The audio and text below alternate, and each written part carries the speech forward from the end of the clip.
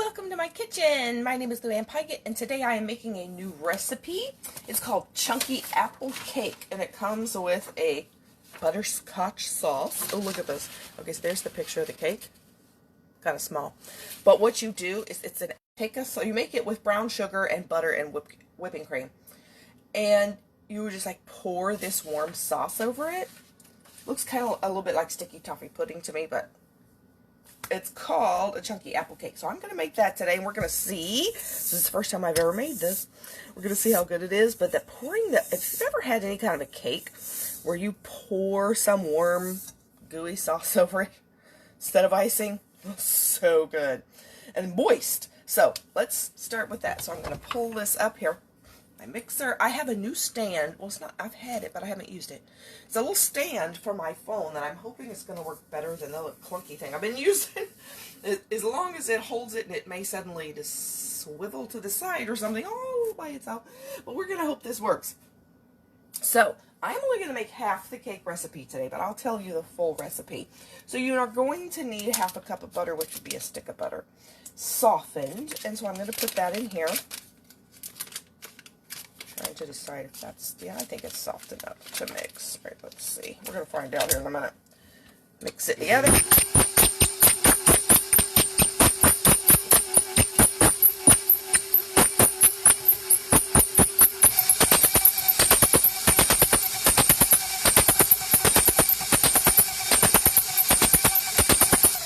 Okay, then you're going to add in 2 cups of sugar.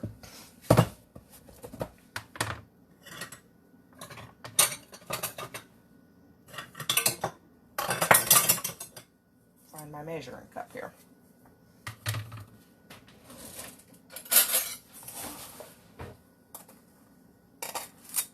Okay, here we go. Remember, I'm only doing half because I'm making it half size.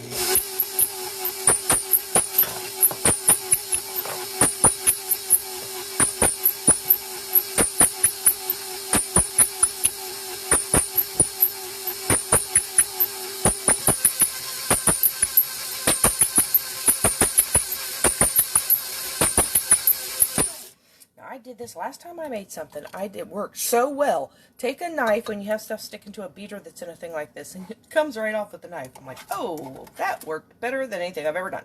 So there you go. Scrape your beater off. Like, pull it right off there with a knife. Let me do the other side. That just has a bunch of butter stuck on it.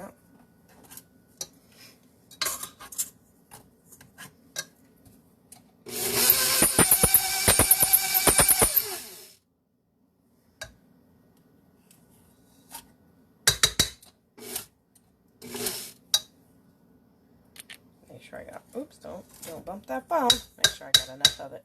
Oh, there we go.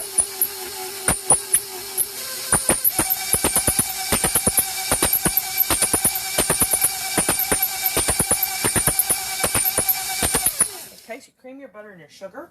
Then you're going to add 2 eggs, one at a time.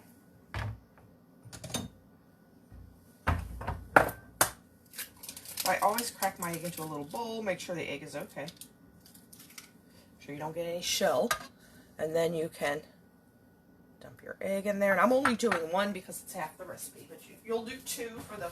This will make a 9 by 13 pan.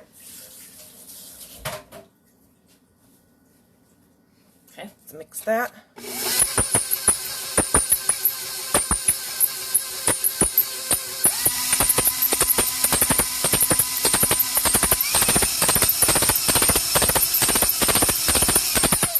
Get that blended together really well.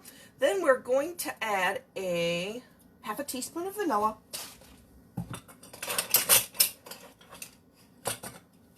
You know, that doesn't seem like a whole lot of vanilla, does it? For a whole cake. Well, that's okay. It's going to have a lot of other flavors in here.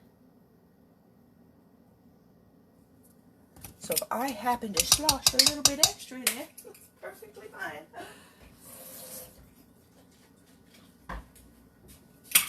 Mix that in.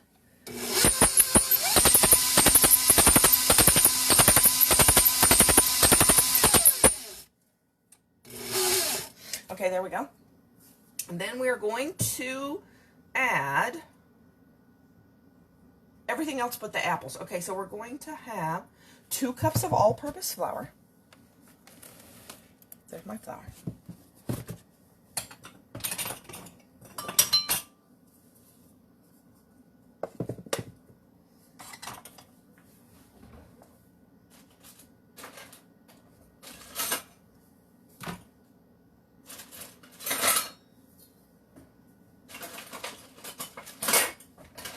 Take the whisk and I'm going to lighten up the, I'm going to make a huge mess and I'm going to lighten up the flour. Try not to do that so it's not packed in there tightly.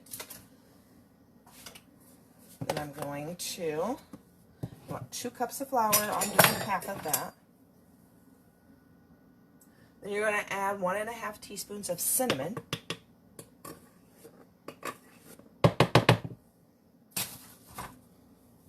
I just always do that. And we're going to have, okay, I said 1.5 teaspoons of cinnamon. If you want to stir it all together first, you know, you go ahead. Works really well that way, it does.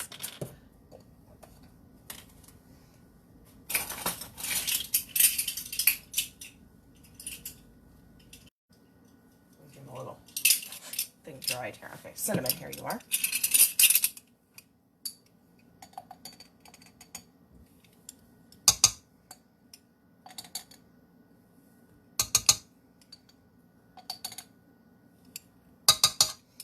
Okay, then you're going to do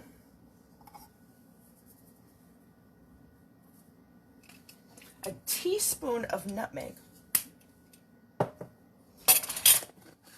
If you want to do your own fresh nutmeg, you can. I never have done that actually. I just use nutmeg in the container.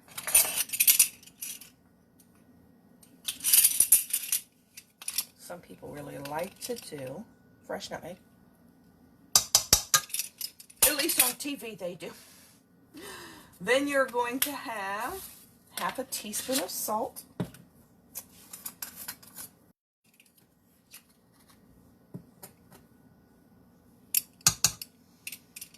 And 1/2 teaspoon of baking soda. Okay, that's the one in here. Then you're going to mix all that together.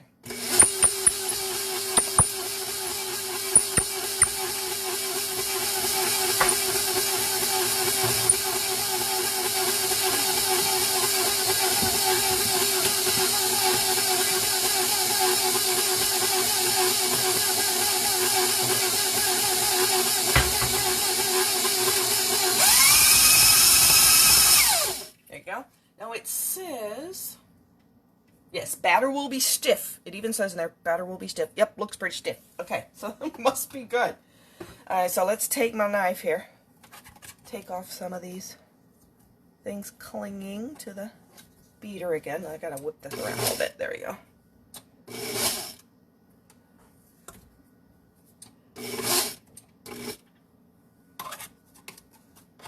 A little butter up here again.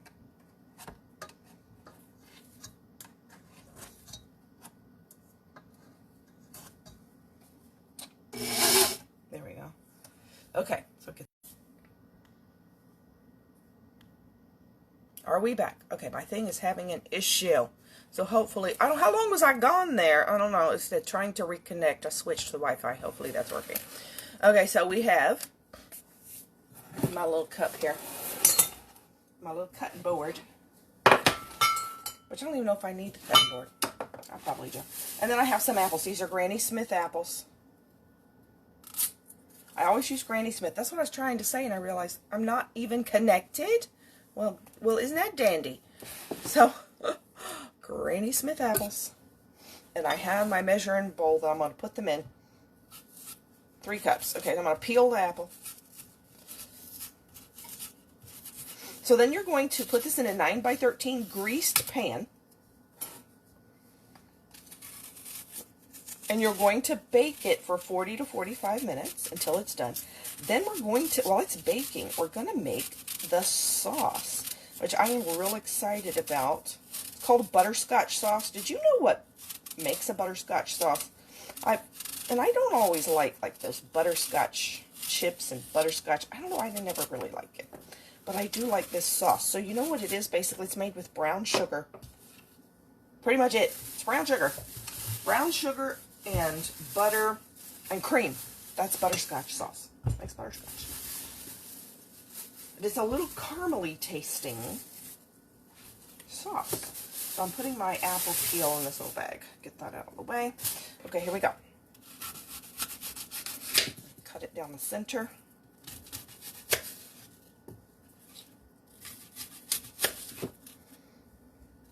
And I'm going to cut out the core.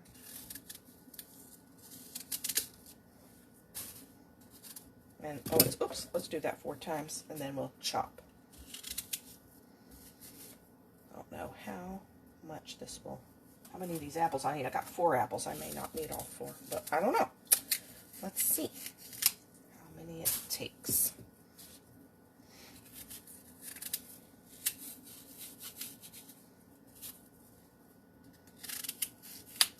Got that.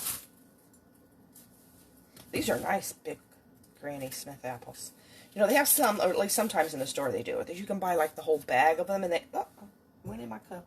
Seed, everything. They have sometimes those little ones.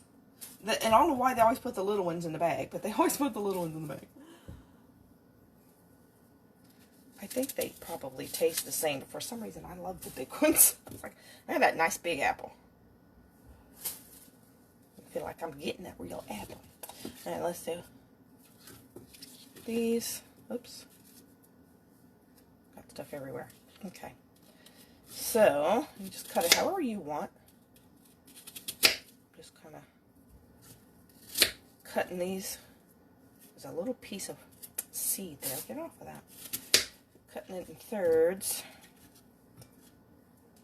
Alright, it won't get off my hand, and I keep putting it back on there. A little brown speck. Quit. Alright, there we go. Napkin, get it off my hand. It'll quit getting back on my apple. Okay, so there's my apples that way. We're going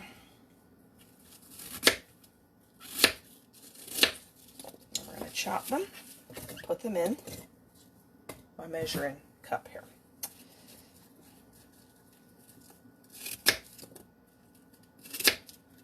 And just, I don't know, I'm just cutting them like that. It doesn't say, it just says chopped. So you chop them however big or small you want, I assume. Okay.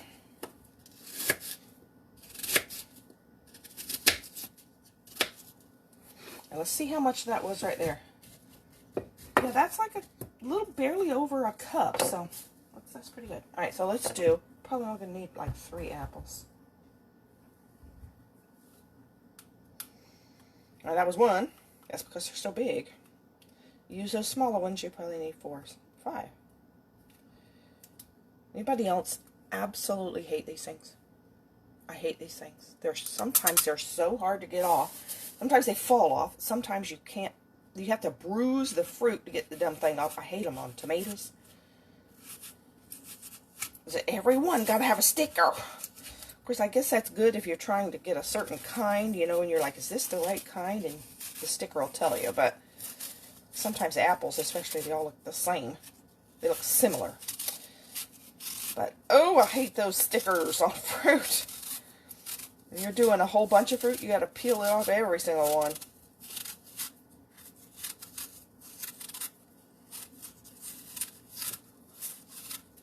Like I say, sometimes you have to totally bruise the... Did you know there's this thing, and it was when I was a teenager, that if you peel the apple all in one thing, that if, my mother told me this one time, if you peel the apple in one strip and you take the peeling and you throw it over your shoulder, like behind you, throw it over your shoulder behind you, and whatever, and it'll land on the floor, and whatever letter it looks like, that will be the letter of your husband.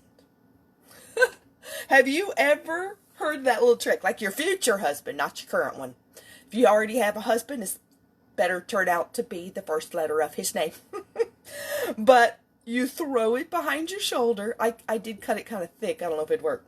And then, I don't know what kind of letter will have a curlicue. It'll be a fancy letter. Throw it over your shoulder behind you. When it lands on the floor, you see what letter shape it looks like, and that is supposed to predict the first letter of your future husband's name. Well, I don't have a husband, and I would like one. So let's throw this behind my shoulder. It only is supposed to work if you peel the apple in one long strip like this. Let's throw this behind my shoulder and let it land on the floor and see what letter it looks like, okay? Are you ready? Here we go. Okay, there it hit the floor. I'm gonna get my phone. Let's turn it around. Let's see what it's look. Oh no, my husband is dead. Oh, I'm gonna have three, two of which's name will start with I. Or maybe this is all three of his names. Oh, that definitely looks like a J, or it could be a backwards G. But it looks like a J. Oh, you knew that was going to happen with that curly Q. But the others, or I'm marrying snakes. I don't know. Yeah, I knew that was going to break apart. All right, so let's go. I just had to try that. I'm sorry, that was so funny. Okay, let's go. That one, Mom, that one did not work. All right, let's see. Let me pick this up off the floor. I have one more apple to peel. Let's see if I can let's see if we can reject that one. I don't know if that was a J. Maybe we just go with part of it. It looked like a letter, and it did look like the letter J, kind of. So, who's out there? Name starts with a J. A single and my age and a good godly man. If that's you, and you're a good responsible person,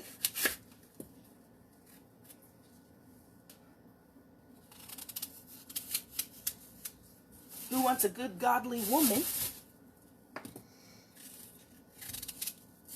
send me a message. If you're a crazy person, don't send me a message. If you're a scammer, don't send me a message. If you're not a real man, you know, if you're, I don't want anybody used to not be a man. Yeah, real man. But otherwise, don't send me a message. Okay, let's chop apple number 2. Even if your name does not start with J, that's okay. I don't really believe in that. Send me a message. Okay, here we go.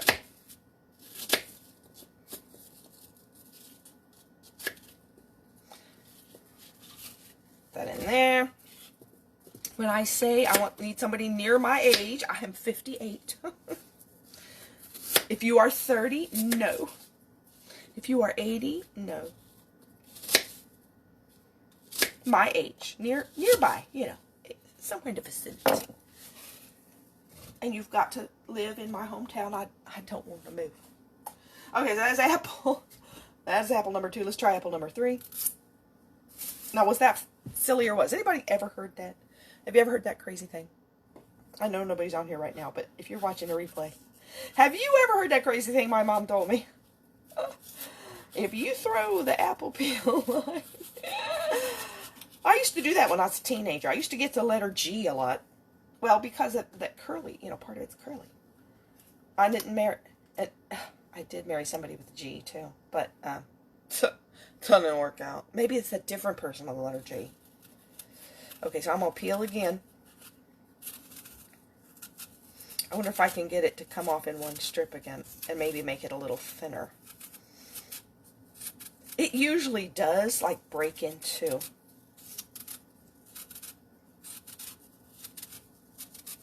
When you throw it. Because, you know, it's not made out of steel here. Usually kind of does break in pieces. But I guess the whole thing is that people who were peeling lots and lots of apples, women who were really bored, it kind of gave you a goal to try to peel, you know, like what can we do to make this fun? Let's try to peel the apple in one long strip.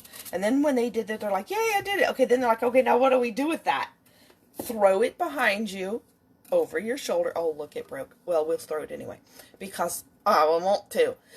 Throw it over your shoulder, let it land on the floor, and whatever letter it looks like, that will be the first letter of your future husband's name. All right, let's try this piece. You ready? I'm going to throw it behind my shoulder.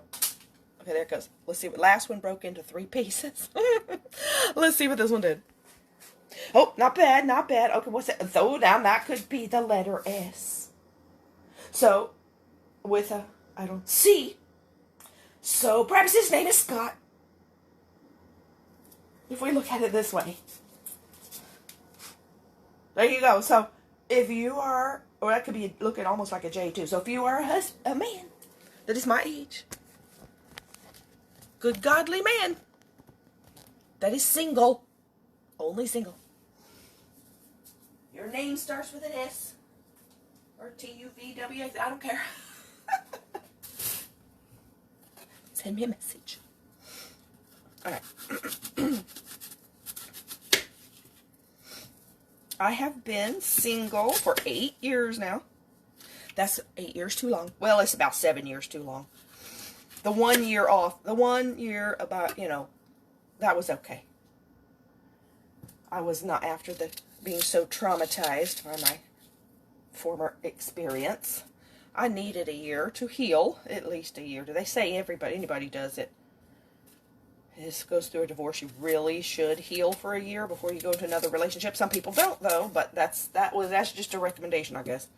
So, and I agreed with it. I'm like, yeah, I know. I'd like a year. I'd like a year to get over heartbreak. But you don't really get over it. You just sort of get used to it. But no, I didn't want to wait 8 years. Just want to be alone for 8 years. I really did not. And what I'm saying now is I don't want to be alone for 9. That's next. So anybody else, if you're not a good godly Christian, like already going to church, already involved, already a good upright living man, not just somebody says, oh yeah, I believe in God. Yeah, there's a lot of those. Upright, living upright. That's what I want. And near my age. And if your name does not start with an S or a J or something, that's okay. We'll still take you into consideration. All right, so let's chop my apples. I know I'm just being silly, but kind of not really. Kind of serious, too. I can cook. And lots of other things.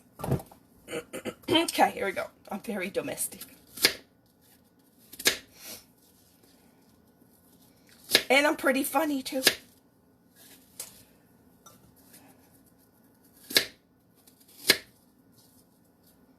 And I will tell you, I have a heart that can love like nobody you have ever seen. You want to be loved? I seem to have an enormous capacity to love. So if you think that sounds like what you want, or if you know somebody, don't send me no bad person. You know somebody that is local. I want to live here. I don't want to leave. I don't want to move. I want to live here. Lived in this town my whole life. I was born and raised here. Everybody I love is here. I do not want to go somewhere else. Okay, so we're going to take it would be for you 6 cups of apples. I only had to do half, so that was 3 apples. If you're using this size, you only need 6 apples, or maybe probably only 5, 4 or 5, but probably 5. To get that many. So I'm going to stir it in. It's going to be pretty thick with apples. Ooh, it's going to be a lot of apples. This is what it said to do. This was actually a little tiny bit, too much, but I'm not going to throw it away. I guess I could have eaten them. Alright, so here's my pan. Now, you're going to use a 9 by 13 pan, but I'm making half. You're going to spray the pan, and you're going to put your batter in there, and we're going to bake it at 350 for 40 to 45 minutes. So let me take this. I am liking this phone stand. It's working. Maybe I shouldn't have said that. It might quit working. But it's been working better than the thing I used to use. It fell off of it all the time. This one is working pretty well. So I am taking my batter over here, taking it off the beater. I don't like to waste any. I get it all off the beater.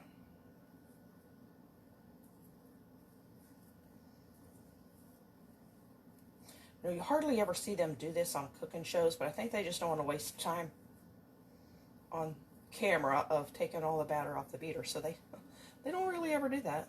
Not much. And I know they're doing it to save time, but still it drives me crazy. Like, no, don't waste that batter. No, it drives me crazy. I can't hardly stand it. Don't do it. Don't I know it's just TV. I can't stand it. All right, where is my spatula? I had it. I put the bowl on top of it. So look at this. This looks like apples with barely a little batter, doesn't it? It's going to be real good, I think, though. So, you know, the cake and everything will rise. So it should work. Okay, so you know one thing that's not in this, did you notice when I was making this? It does tell you batter will be thick. You know what's not in here? Milk. No milk. Interesting, huh? No milk in this one. Okay. Okay. So you're going to put this in a greased, and I sprayed it, greased number 13 pan, if you're making the full size. But I guess that's why the batter is thick, because there's no milk. Like I say, it hardly looks like there's any batter. I've got another recipe for apple cake. I love apple cake. I have another recipe for apple cake, too, that also seems like it has way too many apples in it when you have the batter. It's like, whoa! But it turns out really good. Because I guess they kind of shrink. And then the batter raises. So I think it'll be fine. And if it is just a whole lot of apples, well, that's good, too. I'll be okay with that. If it's like, where's the cake? That's all apples? Yeah, I'd be alright with that, too. Seriously, it looks like there's hardly any cake on this. This is not my recipe. Where did this recipe come from? Taste of Home. Okay, Taste of Home. If you have ever gone to the Taste of Home website, they have a magazine you can get to. If you like paper, Taste of Home, every recipe I have ever gotten from Taste of Home is really, really good. Because they are recipes that are like put in, you know, they're sent in by regular home cooks from just anywhere. Anybody, you know, you can submit recipes. And everything I have ever made, it's like my favorite magazine is Taste of Home. Or it's my favorite place to get recipes. Tasteofhome.com. It's always good. Alright, so I'm going to put this in the oven. Okay, 350. I've already got it on 350. I'm going to set it for 40 minutes and we'll check it. 40 to 45 minutes. I imagine it's going to take a little while for those apples to get soft. Let's check it in 40 minutes. Okay, so then I'm going to take this over here and we're going to do part 2. Even though we don't quite need it yet, but I want to go ahead and do it. So let's take my whole little setup here. I've got a pan on the stove. I'm going to go ahead and make the butterscotch sauce, which is basically a brown sugar sauce is what that is. Let's turn on my light. Okay, so what you're going to need for this, if you're making it enough for the whole recipe, you will need a 1/4 cup of butter. It says cubed. Do you really need a cube? You're melting it. I guess you can cube it. I'm melting it. I guess it melts better if it's cubed. All right, so let me go ahead and turn on my little pan. You know, I'm not going to need that big a pan, so 1/4 of a stick of butter, which is like 4 tablespoons. Actually, I'm using a 1/4. You'll use a half a stick of butter. 4 tablespoons. I'm not going to cube it. You don't need to cube it. That's extra work. Extra work for nothing. It's going to work just fine like that. So put your butter in the pan. I've never cubed butter to melt it. At least not that I remember. So there we go. Let me see, what time is it? Oh, I'm doing really good. Okay. Like really good time today. So then you are going to add some brown sugar. You're going to add a 1/2 cup of packed brown sugar. I wonder if I should make extra sauce. This doesn't sound like it's going to make a whole lot of sauce. Or how much sauce we need. I'm going to make what the recipe says. You know, you don't need that much extra sugar, right? Let's don't make too much. But if you want a whole lot of sauce, you might want to double the recipe. But I'm not going to, because then I'm going to be tempted to eat too much. And no, I'm trying to be good. So 1/2 cup of packed brown sugar. So you're going to melt that together when your butter's melted. Listen to that sizzle. This till your butter's melted. And then you're going to get nice and warm here. Does it say what? Medium heat. Okay. Cook it on medium heat till your butter's melted, it says. I suppose if you put it in chunks, it'll melt faster, but I'm not in that big a hurry. It's gonna melt. Just kind of take it and smash. Okay, there you go. See So you get your butter, your brown sugar and your butter, melt it together. Medium heat. I have it actually a little, like kind of medium-high heat. It's okay. Then I'm going to add, you're going to add half a cup of whipping cream. So that's, you know, like a little thing like this. I always use the heavy whipping cream. You're going to add that to that, and you're going to make, it's going to be like a caramel sauce. They call it butterscotch sauce. But to me, it just tastes real similar to caramel sauce. And this little thing, look at this. I hate this when this does this. I don't want to open. Look at that. Ugh. These, I haven't had one of these fight me in a long time. They used to make them where they did this all the time. They started making them better, and we're back to crummy now. Okay, there, I got it. All right, see, look at that bubble. Woo, pretty. Then we're going to add half a cup of whipping cream. You don't whip it. You just, the straight cream liquid.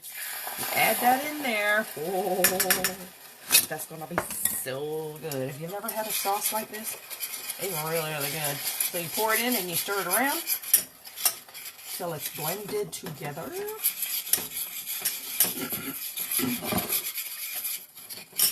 And this is going to be the sauce you pour over that cake. So you're going to cut you a piece of cake when it's done. It says let the cake cool for 30 minutes before you serve.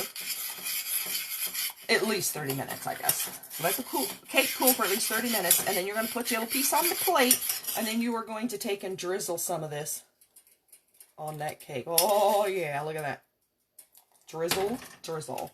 It says, when you add the whipping cream, bring to a slow boil over medium heat, stirring constantly. Okay, so once you get it to a slow boil, over medium heat, you're going to stir constantly. Okay, that's it right there. You see that bubbling. And then it says remove from heat. There we go. There's my sauce. How easy was that? So if you want to, like something good to do with cake, other than icing, you can make, now let's move it back over here. You can make a sauce like that. I mean, look at this. It's like golden, and it just stays liquid like this, and then you have, it's basically, they call it butterscotch sauce, but like I said, I kind of call it a caramel sauce. But you put that over cake, oh, it's going to be so good. This would be good over spice cake. It's going to be good over that apple cake. It would be good probably over just plain old white cake. I don't know, what would this not be good over? I don't know, it'd be good over everything. So I'm going to take that, I'll put on my lid, and then we're going to wait till that cake's done, and I will take a picture of it and show it to you when it is done. Good morning, good morning. And then I'm going to go ahead and go and give this a try. Go ahead and make double the, you know, full-size recipe in an I'm a 13 pan if you want more, to serve more people. And I will do my makeup here in a little while, and I will see you later. Bye.